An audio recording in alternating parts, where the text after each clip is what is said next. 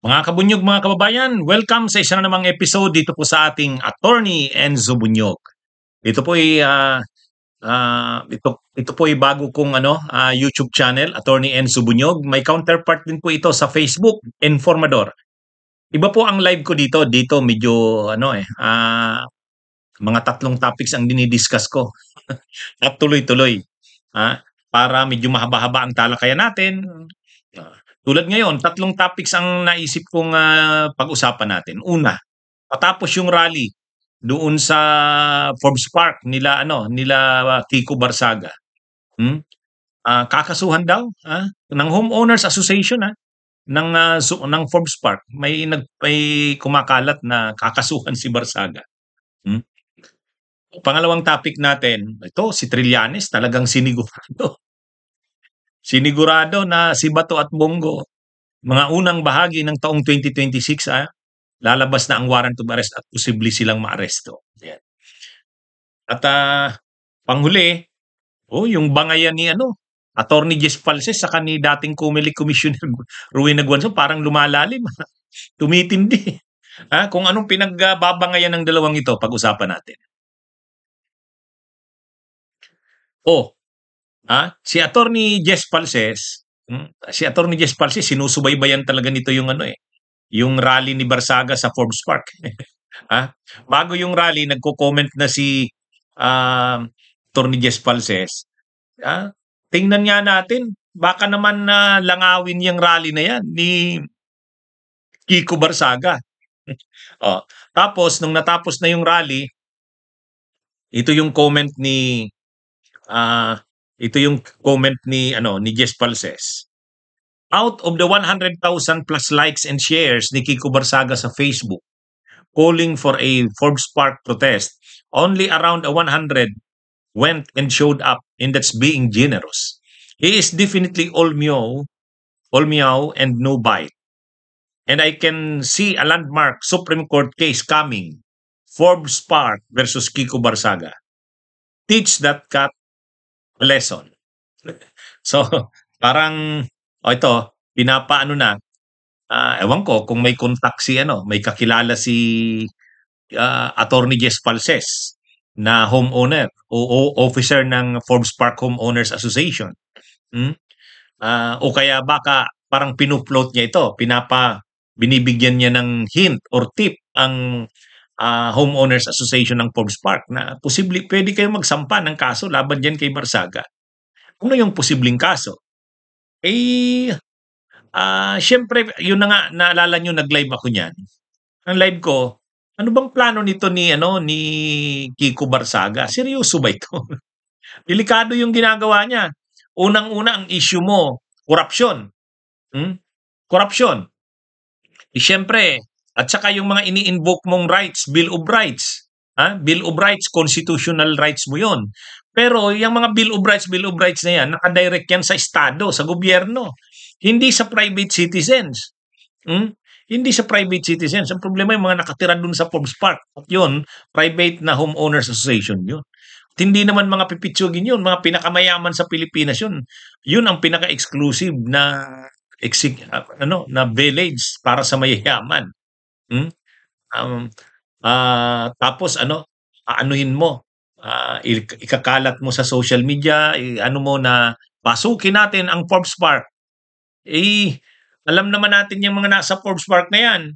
Mga negosyante yan, mga politiko, yan. Pag umuwi doon sa Forbes Park, gusto nila doon, tahimik sila doon, walang isturbo. Tapos ngayon, babantaan mo ng papasukin ang Forbes Park. Kahit sinabi mong mayroong disclaimer si Barsaga Sabi niya, to Forbes Park's residents, hindi po kayo ang target namin. Sila Saldi Kulang at saka Romualdez.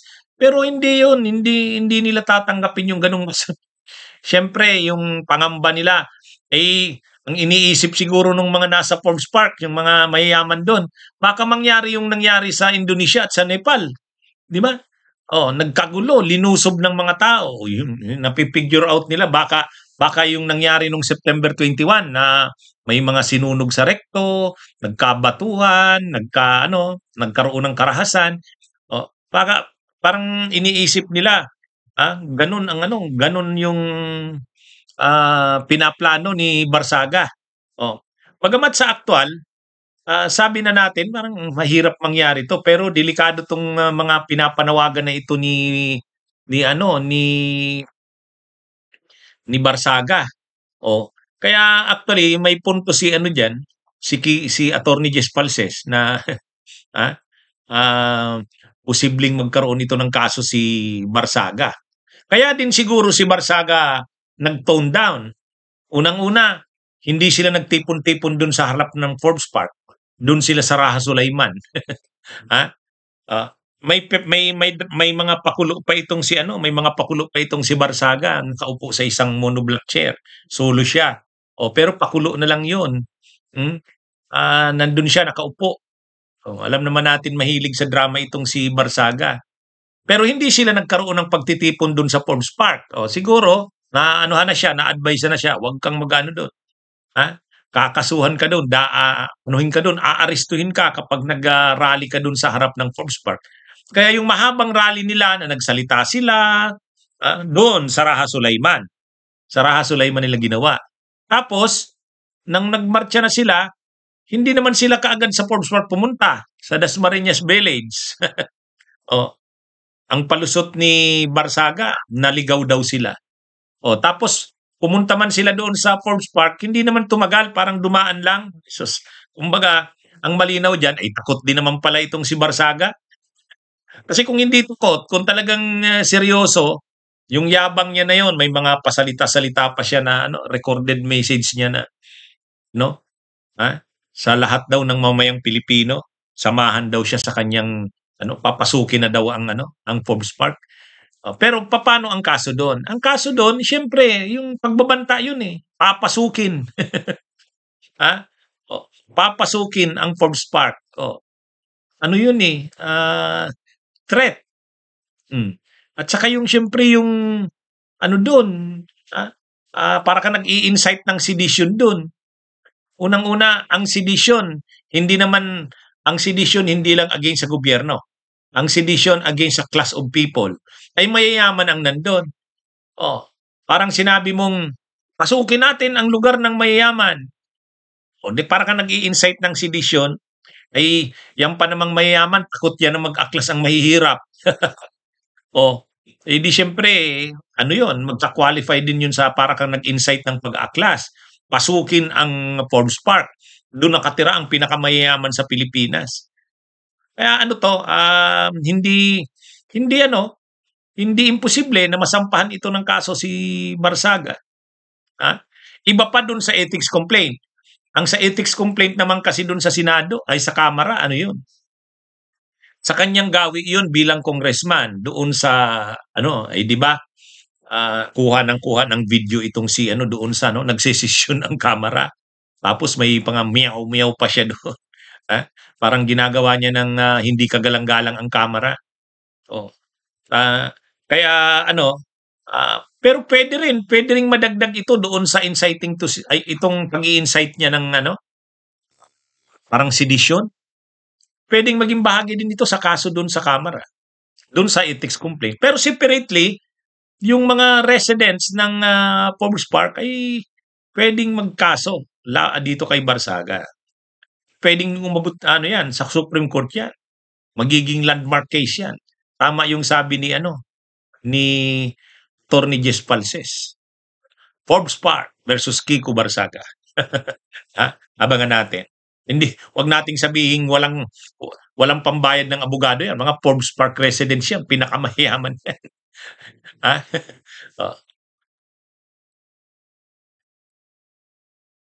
Oh. Ito, talagang itong si dating Senador Sani Trillanes, talagang hindi ito tinatantanan si Duterte at ang mga galamay, ano?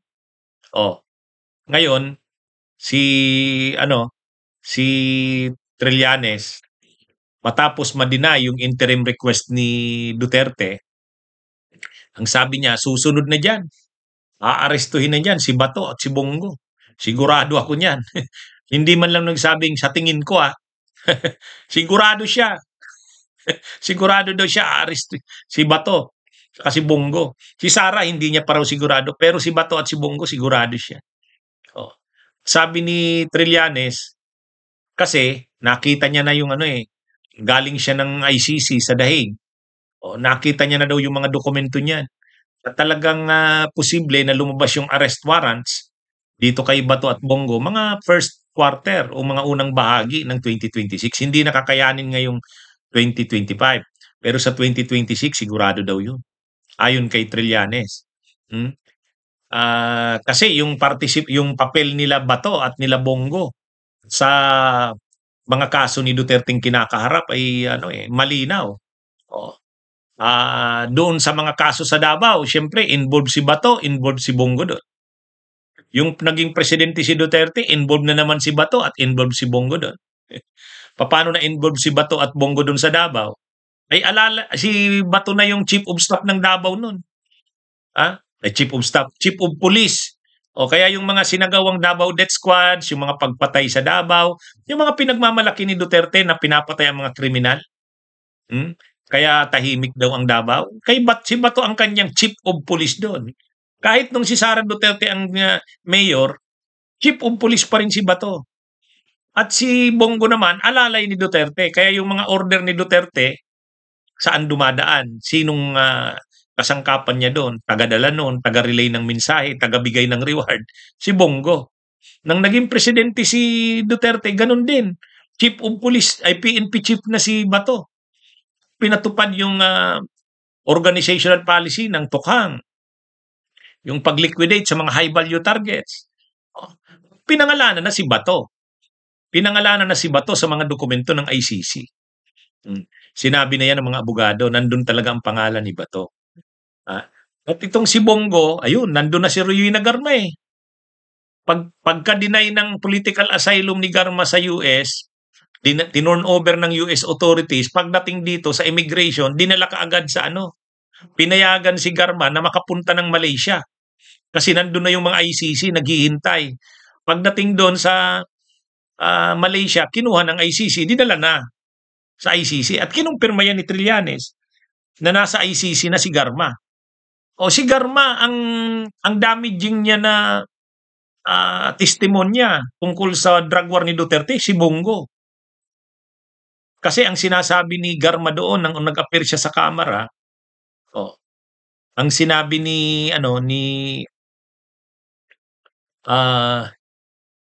ang sinabi ni Garma, sila ni Bernard, ano ba yun? Sino ba yun? Yung kanang kamay niya na colonel din, na sinama niya pa sa PCSO. Sila yung nag-implement nung yung template ng Davao Death Squad, ginawa yun sa national level. At sila Garma yun. Ang nagbibigay sa kanilang order, galing kay Duterte, si Bongo. At kapag nagawa na yon, ang nagpapadala ng reward sa kanila, si Bongo pa rin. O kaya malinaw ang involvement dito. Ni Bato at ni Bongo. Kaya sabi ni Trillanes, yan, susunod na yan. Kahit si Attorney Chrissy Conte, sabi ni Attorney Chrissy Conte, si Bongo ay si Bato, kahit hindi pa na didesisyonan yung issue ng fitness for trial. Kasi si Duterte maraming issue. Una yung fitness for trial. Nire-raise na issue ni Kaufman na hindi fit si Duterte na mag-stand sa trial. Pero sabi nga nila Attorney Chrissy Conte, yung mga abogado, accredited lawyer ng ICC para sa mga biktima, ibang issue naman yung kay Duterte yung fitness for trial. Si Duterte ay akusado. Si Bato, lalabas din yan sa mga akusado.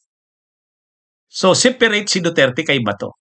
Magkakasabwat sila, pero kahit may mangyari kay Duterte, anuman mangyari kay Duterte, hindi naman ibig sabihin na matitigil na rin kay Bato. Kaya nga kahit na-grant yung interim release si Duterte, hindi naman ibig sabihin na si Bato damay doon.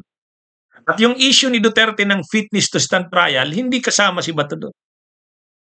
Kaya nga ayon kay Attorney Chrissy Conte, posible na habang dinidesisyonan pa yung issue ng fitness to stand trial ni Duterte, ay lumabas din yung warrant of arrest ni Bato. Hindi yun tatapusin muna yung issue ni Duterte, saka lalabas yung arrest warrant ni Bato. Hindi yun. Gugulong ng ano yun, yung kay Bato at Bongo, separate yun dun kay Duterte.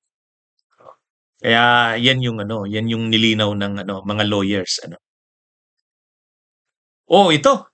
Ano ba naman tong bangayan ni ano, Attorney Jess Falses at saka ni dating COMELEC Commissioner Rowena Guanzon. Parang nagkakapersonalan na tong dalawa na to eh. Ha? Parang personalan na. Hmm? Ang alam ko, may post kasi si ano, may post si Jess Falses. Hmm? Ah, naimbitahan na daw ba sa ano? Ano 'yun? Yung mga ano, ito daw bang at ito. Oh, maging commencement speaker ang mga ano, sila Sara, sila ano, naimbitahan na daw ba? Kasi kung hindi, di ibig sabihin kasi kapag gano'n kagalang-galang ka, nirerespeto ka kapag inimbitahan ka na maging, ah, speaker sa mga ano, commencement, exercises ng mga universities, colleges. Ay sumagot si ano, alam naman natin si Guanzon, ano ito, talagang pinagtatanggol na nito si Sara, eh. Galit na galit ito sa Marcos. Ah, ngayon sinagot niya si Falses. Sino ba itong ambisyusong Falses? I was commencement speaker of the UP School of Economics. Ikaw, saan ka commencement speaker? Sagutin mo ako dito. Formal ka. You lying son of a man or ay ano 'yan? Ha? Pinagmalaki ni Guanzon na siya daw naging ano, commencement speaker sa UP School of Economics. Oh, ngayon pinapasa niya ngayon kay ano, Attorney Jess Falses. Saan daw ba naging commencement speaker si Attorney Jess Falses? May sagot na dito si Attorney Jess Falses eh, hindi ko lang ano, pero ang laman nun ganito. Hindi naman sinabi ni Jess Falses na naging speaker na siya sa commencement exercises. Sa halip, iniba niya yung issue. Dinala niya yung issue sa kay Guanzon, yung tungkol sa Duterte, ay yung ano, yung P3PWD. Ay di ba nung 2022 elections, nanalo yung P3PWD party list. Yung party list ni Guanzon. Pero hindi nakaupo si Guanzon. Kasi talagang ano siya, hindi siya tinantanan ni Topacio at saka ni Cardema. Oh. Ang issue doon, yung kanyang pagiging nominee. Oh. Kasi nung nag-apply, siyempre October 2021 yung ano, pag-submit ng mga nominees ng mga party lists. Ngayon, nung October 2021 na filing, hindi siyempre kasama ang pangalan ni Rowena Guanzon kasi nung time na yan, COMELEC commissioner pa siya eh. Natapos yung term niya sa COMELEC bilang commissioner, yung 7 years na ano niya, February 2022. So pagkatapos lang niya ng ano niya sa COMELEC, nangampanya na siya sa P3PWD. Sa katunayan, nung elections ng 2022, lagi siyang nagsasalita sa mga rallies ni BP Leni kasi Leni siya sa president eh. Habang pinopromote niya rin yung P3PWD. Ay binutuhan ng mga kakampings yung ano, yung P3PWD, nanalo yun. Nanalo yun. Yung Bunyog nga, hindi nanalo. Yung P3PWD, nanalo yun. Kasi binigyan ng privilege si Guanzon magsalita sa mga rallies ng ano ng kakampings. Kasama, gayon din yung agree. Yan yung dalawang mga party list na medyo napaboran ng kakampings noon eh. Ha? Talagang ano yon. Kaya nanalo yung dalawa na yon. Anyway, yun yung nire-raise na issue ni Attorney Jess Falses na nanalo ano, hindi ka nga nakaupo bilang ano eh, bilang nominee kasi minaniobra mo, parang minaniobra mo yung ano, nalagay COMELEC commissioner ka pa na noon, hindi ka pa pwedeng malagay sa nominee. Ah, 'Yun, inungkat ni Falsis 'yun. Kumbaga hindi yung issue ng pagiging commencement speaker sa mga ano, mga graduations ang dinalang issue ni Falses, kundi yung issue kay Guanzon na hindi siya nakaupo bilang congresswoman, ah, ng party list.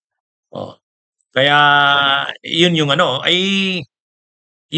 yan yung dinalang issue ni Jess Falses kay ano, kay Rowena Guanzon.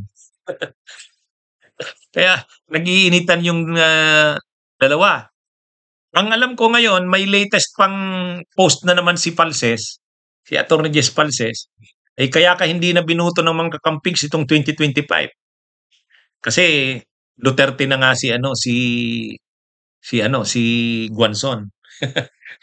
Kaya kakainitan yung dalawa. Pero sa totoo, ano naman talaga, nung 2022 binutuhan ng mga kakampigs yung P3PWD, pero nitong 2025 hindi na.